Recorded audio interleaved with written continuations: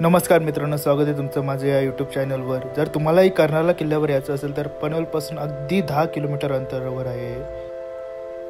तुम्ही जर 4 व्हीलर किंवा 2 व्हीलर येणार असाल तर इथे पार्किंगची व्यवस्था केलेली आहे. नमस्कार मित्रांनो, जय शिवराय. तर आज आम्ही आलो आहोत कर्नाला किल्ल्यावर. आज 26 जानेवारी. तर आज 26 जानेवारी निमित्त पार्किंग आणि प्रवेश फ्रीमध्ये आहे. तर तुम्हाला यायचं असेल तर नक्की या.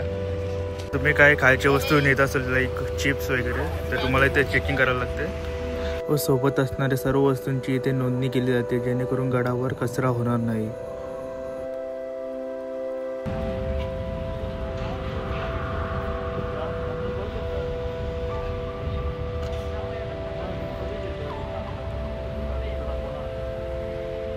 कर्नाला किल्ला हा प्रामुख्याने पक्षी अभयारण्य तसेच दुरून नजरेस पडणारा उंच सुळका यामुळे प्रसिद्ध आहे. अभयारण्य असल्यामुळे इथे तुम्हाला चारी बाजूला झाडे झुडपे बघायला मिळतील. सकाळचे 8:30 वाजल्यात आणि आम्ही आता ट्रेकिंग करायला सुरुवात करणार आहोत. जस्ट आम्ही आता बेस मध्ये पोहोचलो. कर्नाला पक्षी अभयारण्य आणि गर्ल्स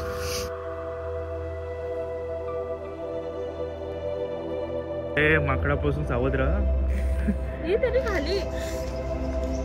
तुम्हाला असे फलक बघायला मिळतील. तिथे तुम्हाला सर्व कर्नाला किल्ल्याची माहिती, कोणते कोणते प्राणी आढळतात, पक्षी आढळतात यांची माहिती तुम्हाला इथे बघायला भेटेल.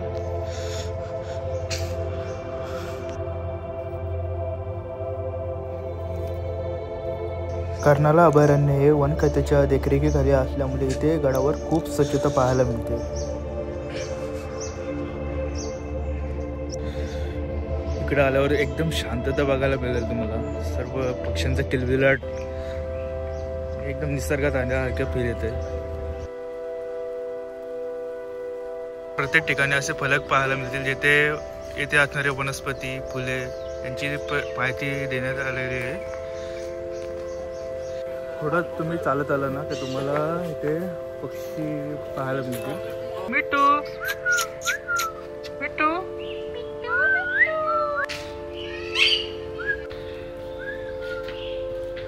अंतरावर तुम्हाला एक पायवाट लागेल. तिथे तुम्हाला छोटंसं तलाव आहे. तिथे संवर्धन केले. त्याचं खूप सुंदर असं तलाव ते केलेलं आहे.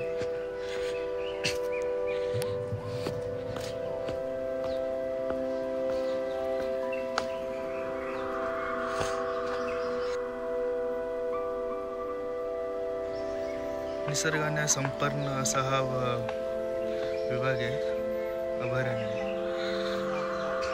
मित्रांनो, हे करवंदाचे झाड आहे. साधारणतः उन्हाळ्याच्या महिन्यात त्याला फुले येतात आणि करवंद येतात.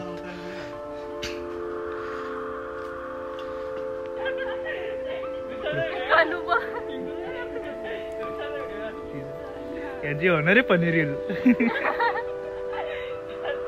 तर तुम्ही खाण्याचे काही वस्तू आणणार असाल तर ते बॅगमध्ये ठेवा, बाहेर काढू नका, नाहीतर हे असे वन्यजीव तुमच्या जवळ येतील. कृपया करून वन्य प्राण्यांची मस्ती किंवा चेष्टा करू नका, कारण ते धोकादायक असू शकते. तुम्हाला अशा प्रकारे फॅब्रिक पेंटिंग तुम्हाला पाहिजे असतील ना बनवून तर कमेंट बॉक्समध्ये कमेंट करा.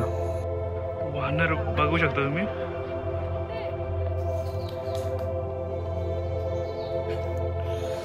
पायऱ्या तुम्ही बघू शकता, हे आत्ताच केलेले आहेत.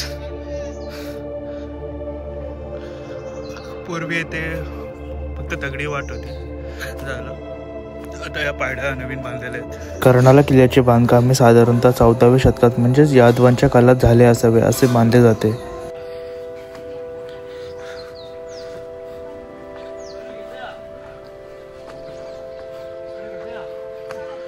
कर्नाला या किल्ल्याचे एक ऐतिहासिक महत्त्व म्हणजे जेव्हा पुरंदरचा तह झाला होता तेव्हा महाराजांना स्वराज्यातील 23 किल्ले हे मुघलांना देण्याचा करार झाला होता. त्या 23 किल्ल्यांमध्ये कर्नाला किल्ल्याचे समावेश होते.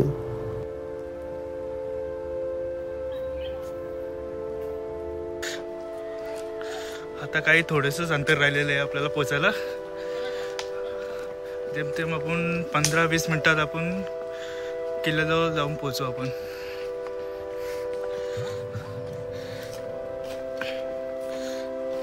थोडासा आम्ही इथं ब्रेक घेतलेला. इकडे जर तुम्हाला कारणाला चढायचं असेल ना तर फुल चढण्याची तयारी ठेवायची. पाय दमतील तुमचं, कारण हे रस्ता आहे ना असं प्रॉपर रस्ता नाही पायड्याने चढण्यासाठी. हे असंच जरा विचार करा ना, आता आपण जर थोडंसं चाललो की आपल्याला दम लागतो, पण तेव्हाचे माऊली कसे काय पार करत असतील हे सर्व. जे कोणी गड सर करतात त्यांच्या मनात नक्कीच विचार येत असेल की आपले माऊले आपले महाराज या पायवाटातून कधीतरी गेले असतील.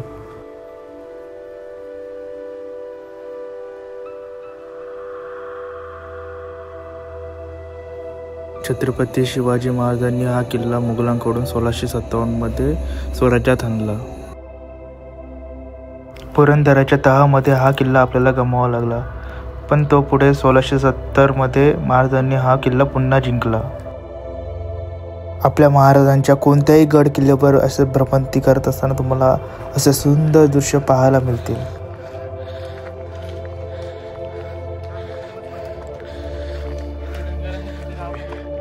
बघू शकता तुम्ही.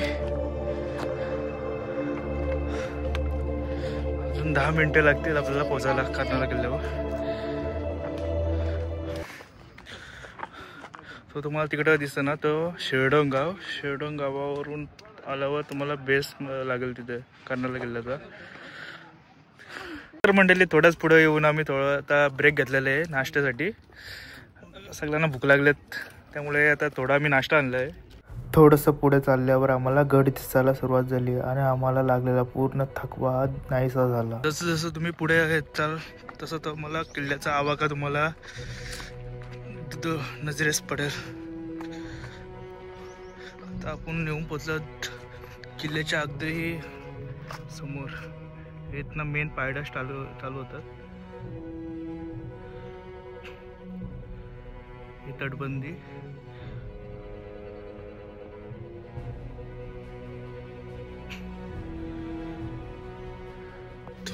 थोडं पुढे आल्यावर तुम्हाला कारनाई मातेचे मंदिर पाहायला मिळेल.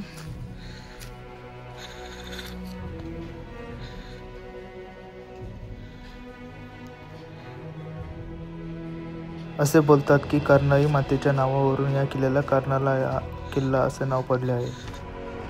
आणि आता आपण गड चढायला सुरुवात करू. आता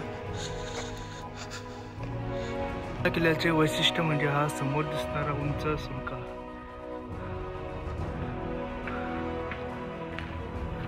आता ही तटबंदी पूर्ण ढासळलेल्या अवस्थेत आहे, कधीही पडू शकते. पाहू शकता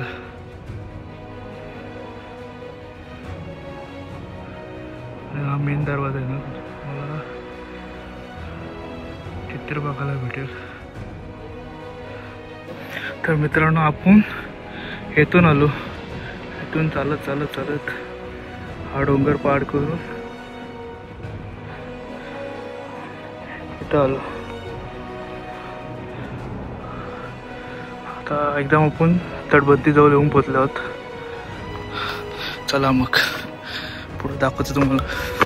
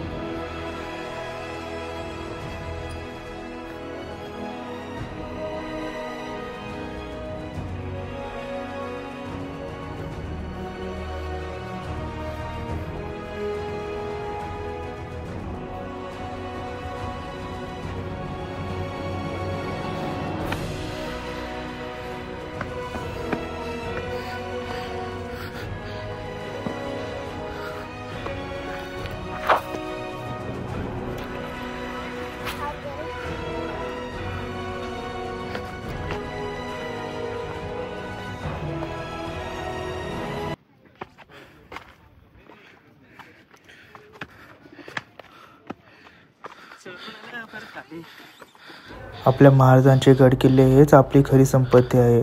नुसते पुतळे उभारून काही उपयोग होणार नाही. जर येणाऱ्या पिढीला आपल्या महाराजांचा इतिहास जाणून घ्यायचा असेल तर अशा किल्ल्यांचे संवर्धन हे मोठ्या प्रमाणात झाले पाहिजे. आपण आता दरवाजेपर्यंत येऊन पोचलोत.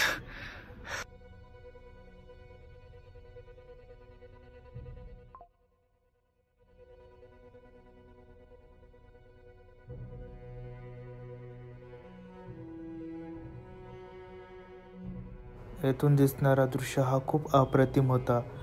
अशक्य सुंदर असे सह्याद्रीचे दर्शन घडत होते.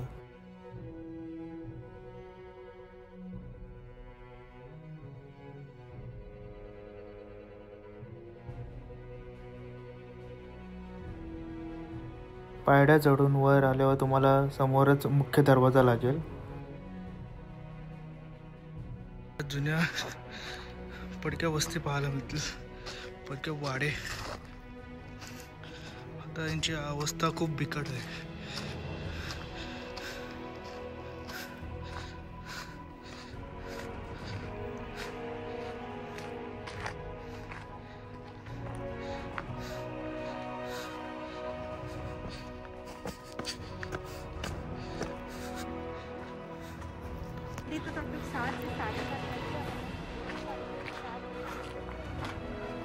आपण या वाड्यात जाण्याचा प्रयत्न करू, पण आता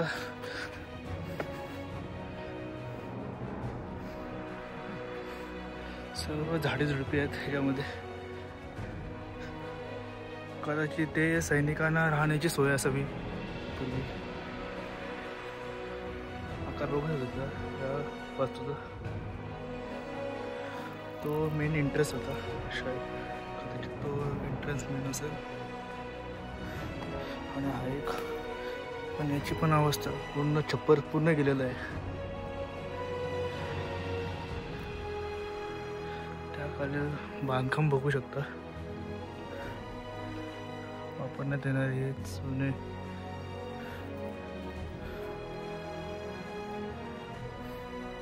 आणि समोरचं आकर्षणाचं स्थान म्हणजे हा सुलका.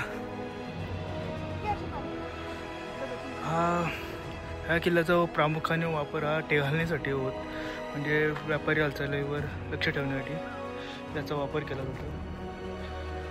जात असे.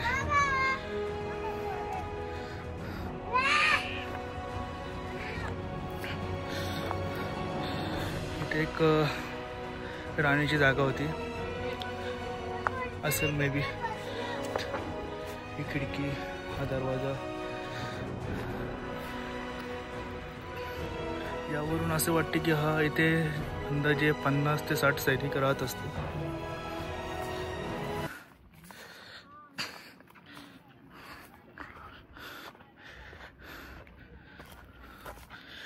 आणि इथे भरपूर म्हणजे 3 ते 4 पाण्याच्या टाक्याही पाहायला मिळतील तुम्हाला.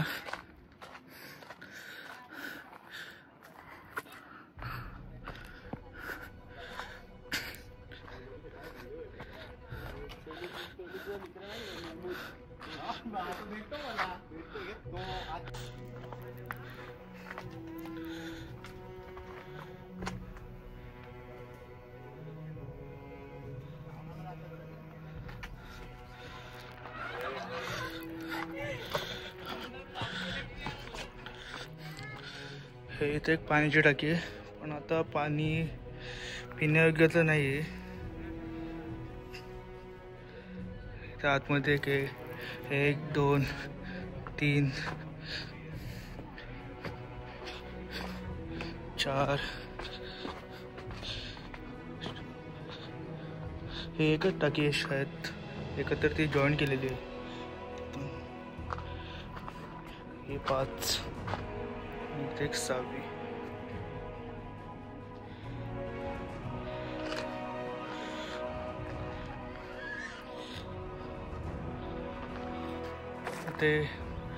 इथे पण पाण्याची टाकी आहे. म्हणजे तुम्हाला भरपूर इथं ह्या किल्ल्यावर ना पाण्याची भरपूर सोय होती. काही ठिकाणी म्हणजे काही टाक्या आहेत जे पिण्यायोग्य आहेत.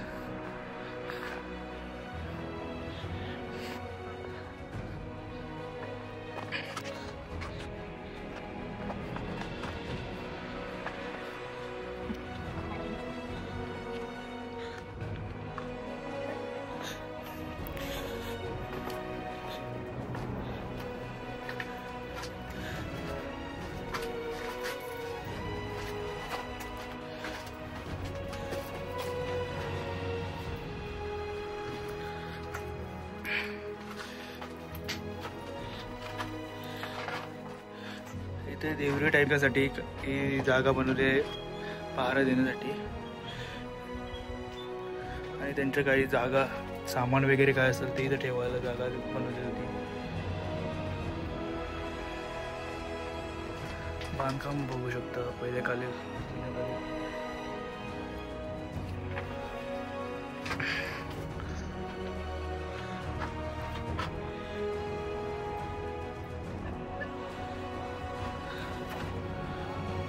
गडाचा आकार थोडा आहे, मोठा आहे, म्हणजे ते हलण्यासाठी आहे. पुढे तुम्ही चालत गेला ना तिकडं तिथे एक पठार लागेल तुम्हाला थोडासा, पण तुम्हाला दाखवण्याचा मी प्रयत्न करतो.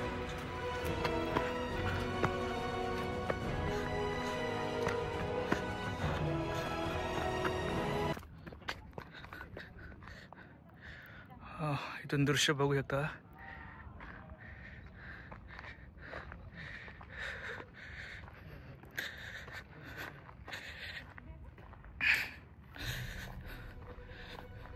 आणि एक छोटंसं टाक आहे. तर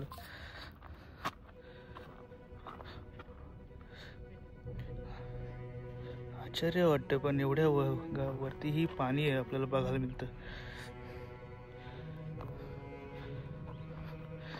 आणि आता पाणी पिण्यायोग्य नाही.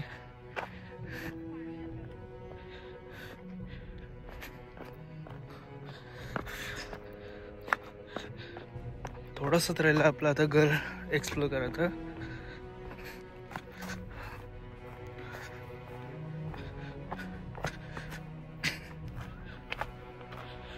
एक वाट आहे इथून इकडे पुढे झाला.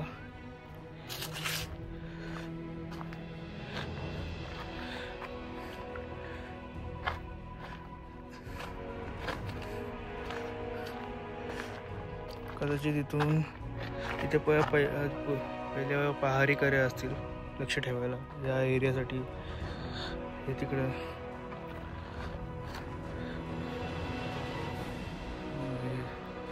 आणि ते गडाचे शेवटचे टोक. चला आपण तिकडेही जाऊया.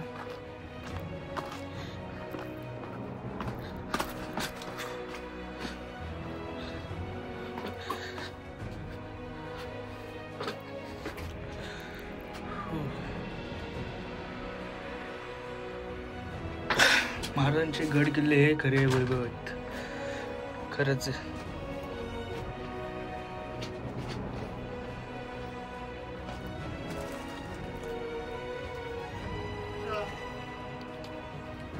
नक्षीकाम बघू शकतो आम्ही पहिल्या जुन्या काळातील. हे यादवकालीन नक्षीकाम आहे. हे कमलाचं चिन्ह, फुलाचं चिन्ह आहे दरवाजाला दोन्ही बाजूला.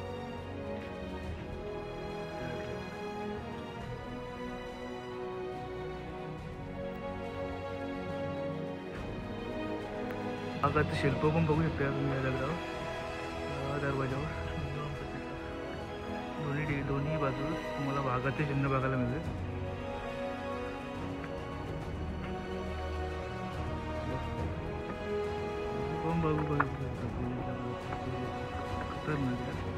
पहिल्याच्या काळात असं एकमेकांशी कम्युनिकेट करण्यासाठी, आता तू कर्नाला किल्ल्यावर आहे आणि तुला जर आता सपोज दुसरा तिथं पुढं कोणता किल्ला असेल त्यावर माहिती पोचवायची असेल तर तू काय इथं पहिल्याच्या काळात तर फोन नव्हतं, कसं करायचं ते एकमेकांशी कम्युनिकेट?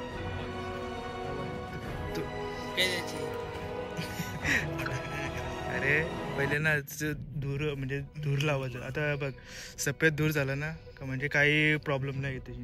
म्हणजे आणि काला धूर केला म्हणजे काहीतरी प्रॉब्लेम, इकडं काहीतरी सैनिक आले आहेत, हमला होणार आहे असं संकेत द्यायचं. ते त्यावरून ते समजायचं धुरावरून. असं एकमेकांशी कम्युनिकेट करत होते पहिल्याच्या काळात. वरील हा शेवटचा बुरुज म्हणजे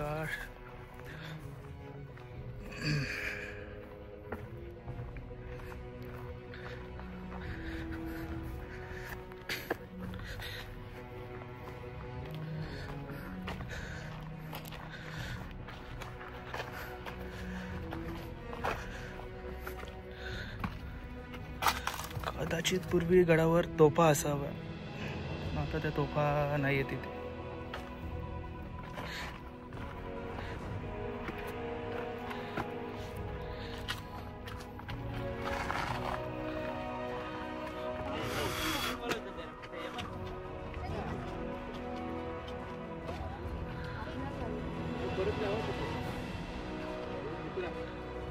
तर मित्रांनो, अशा प्रकारे आमचा गड सर करून झालेला आहे.